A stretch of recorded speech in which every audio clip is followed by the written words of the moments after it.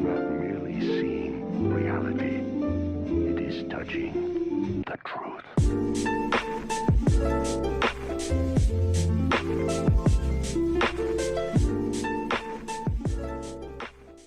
What's going on, everyone? Welcome back to Chronic Gamer. My name is Matt, and this is my final thoughts and redirect for InuYasha the movie to The Castle Beyond the Looking Glass. So go ahead, click the link in the description, check that out, come back here, and let me know what you think in the comments section.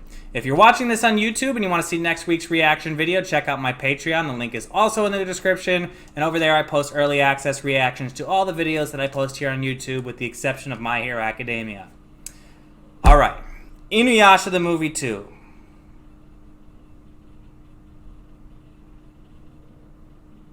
I would have to say, in terms of a movie, just a regular movie, and how well it entertained me, I would say a 7 out of 10. In terms of InuYasha and the series as a whole, and where this stands in the series, I give it a 10 out of 10. This was probably my favorite InuYasha arc, story, or whatever you might want to call it, to date. Not that I don't like any of the other stuff, obviously. I'm just saying that out of all of the InuYasha stuff I've seen, this movie is probably my favorite right now. It had a great story. It had great development of the characters. It had fantastic artwork and animation, and pretty much anything that you would want from an anime movie, this delivered. You know, great visuals, great story, just great everything. Oh, everything about this movie was great. It was definitely well thought out, and it definitely seems to fit in the InuYasha world and universe that we've come to know. And it didn't feel out of place or weird in any way. It just was what it was, and I really, really, really enjoyed it. Okay, so basically, we found out that Naraku was in this, even though I thought that we wouldn't see him because he had disappeared and they were heading in the direction. They figured out a way to bring him back for this movie and make it make sense to where they are in relation to the anime and him being gone.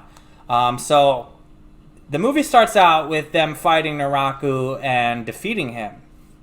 And after they defeat him, they find out that there's this, that Kagura and Kana are up to no good, and they plan on resurrecting or bringing back Kaguya, which is a celestial maiden who had all this control. She was basically this crazy demon that took in others' powers, and she killed many people doing so.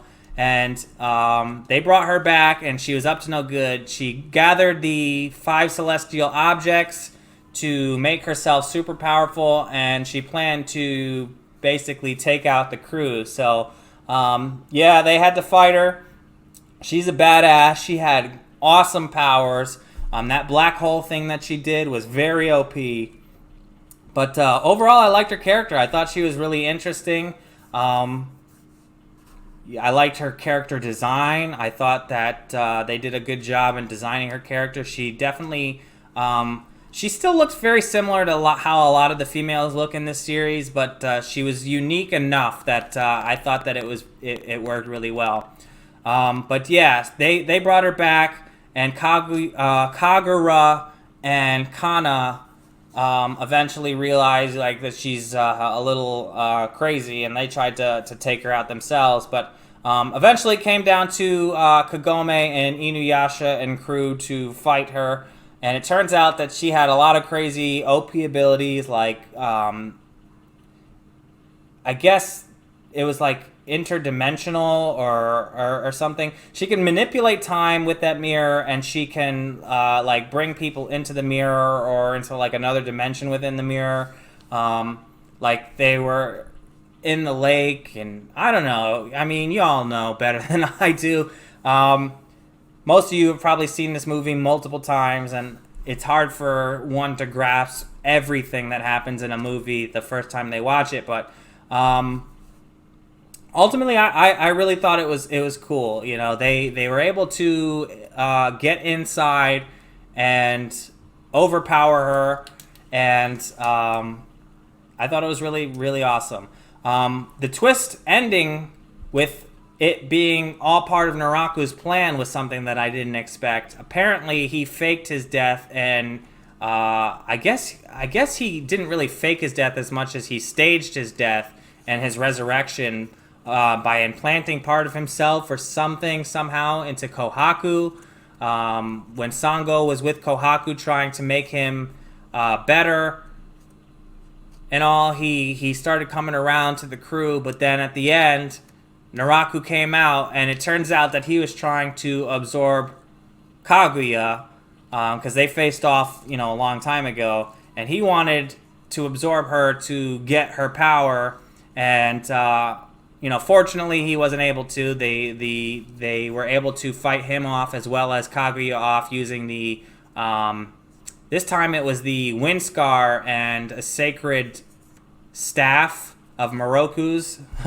The staffs of Moroku's shot like a sacred arrow, because it's Kagome who shot it, that broke the mirror and defeated them both in pretty much one shot, which was pretty cool. And it left Naraku running away like the bitch he is with his tail between his legs, which ties in perfectly to him still being not there in the anime, so they're going to have to continue to go look for him. So that was a cool way to bring him into the movie without having it really impact the story of the anime, and I liked it.